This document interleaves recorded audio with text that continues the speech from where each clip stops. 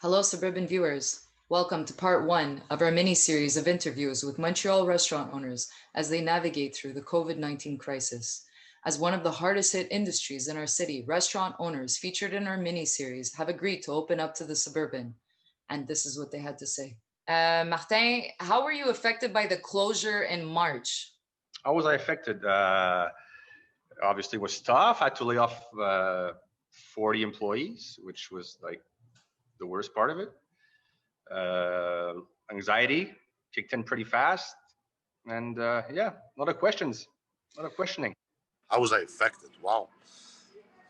Big question. Yeah. Mentally, financially, all of the above, we were affected. Well, we were definitely affected overnight when they announced the closure. Well, they actually reduced to 50% first, and then they announced the closure, but our business dropped close to 50%.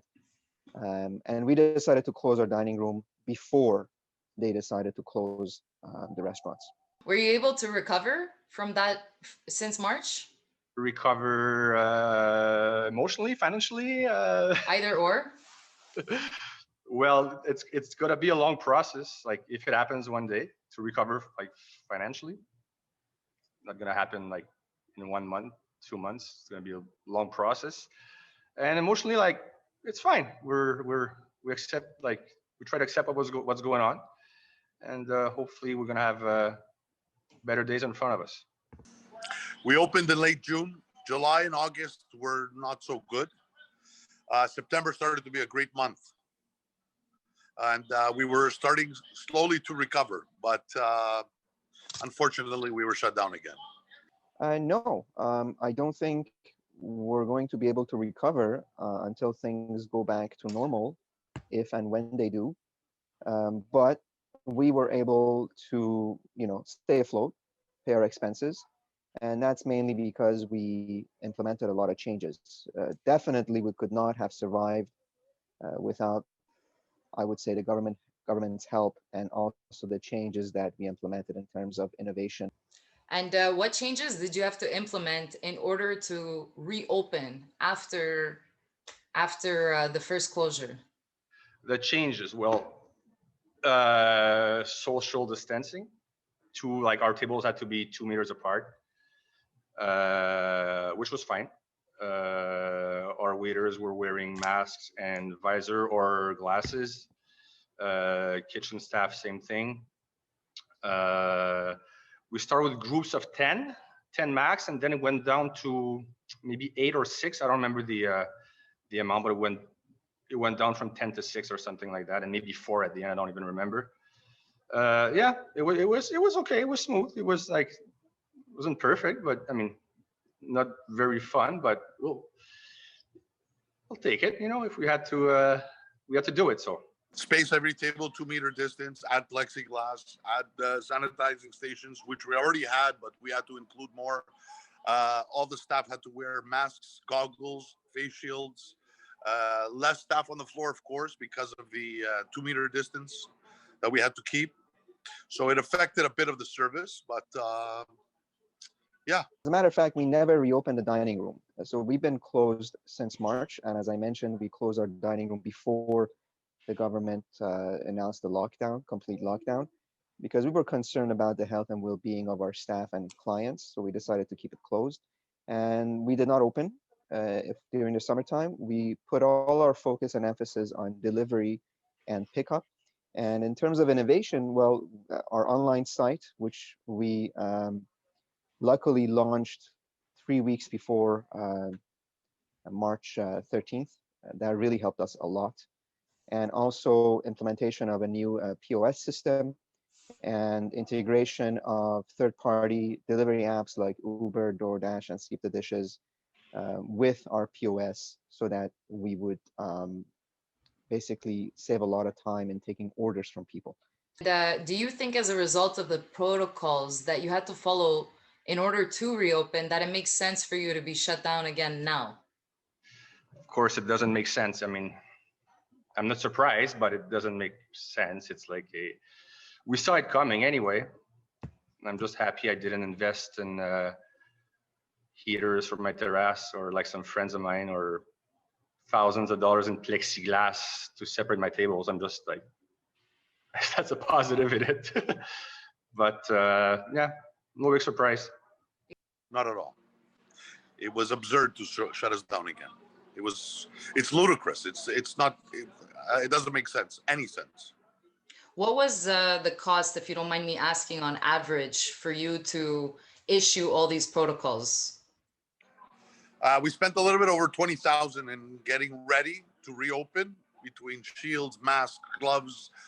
We also did some in-house logo stuff. Mm-hmm.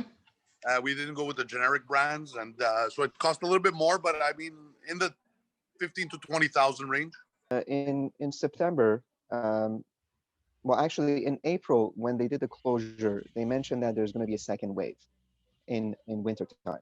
So we knew there was going to be a second wave. So we sat down and cost benefit analysis, and we did with all their procedures. It would cost us a lot of money. So we took that money and invested it into innovation in terms of delivery and streamlining our ordering system. So we're not going to open, even if the government opens, let's say in a few weeks, or if they say that you can work at 25% capacity. We're just going to wait until the pandemic is over in order to open our dining room, because it's really not worth it in terms of the health and well-being of our staff and our clients. Do you think that you can remain operational by spring 2021? If I can remain operational, well, obviously I'll need some help. If like without help, it's forget about it. So is the government's funding sufficient enough to sustain your business? And if so, for how long? I mean, with the wage subsidy and the help for the rent, it's amazing. I was making it. But if like the day that stops, and if we have the same measure as before, I won't last a month probably. It's going to be pointless. It's going to be pointless. Like I cannot be profitable with the social distancing with my concept. I would have to. I mean, it would. There's no chance I could make money. My concept is a lot of groups, and that concept is pretty much gone for the next God knows how long. So probably a long time. I mean, I don't see any retirement party coming. I don't see any Christmas party coming. I don't see any baptism, whatever, birthday party in the next year. So and your business depends on that? A long time. Personally, yeah. I mean, for the amount of seats I have, the square footage, of course, we're counting on groups to make a living. As soon as you take that out, unless there's a Valentine's Day every week, we're done. By doing 5 hours a day of takeout with no rent subsidized, and well, the payroll is still subsidized by the federal, but there's no programs out yet. So it depends how deep my pocket is, because we're burning through cash. And so for the moment, would you say that the government funding is sufficient for you to sustain your business? For me, no. Absolutely, yes. And we have no other choice. We have to. And I have to tell you that if we had not implemented the changes in mid-March, when they announced the closures, we would not have survived. And that's, again, it also goes back to the help that the government gave. That really came in handy. But if we had done business the same way that we were doing business for the past many years, without any changes during this pandemic, we would not have survived. With the changes that we implemented.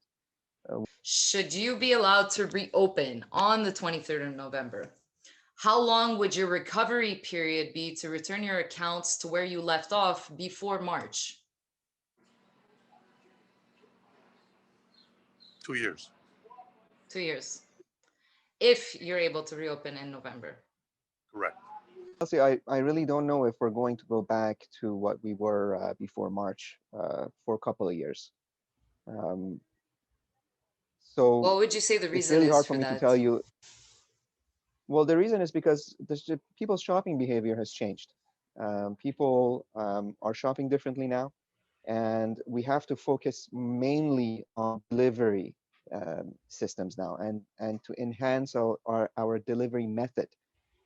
If we, if we're successful in implementing, what we have in our mind in terms of delivery, maybe expanding our delivery zone, maybe hiring more drivers, using, more apps. I know there's another app that's out there for third-party delivery. So if we do that, then maybe we come close to where we left off in February or March. But um, I don't think that's going to be in the next 2 to 3 years. Without the wage subsidy, we could not have survived at the beginning.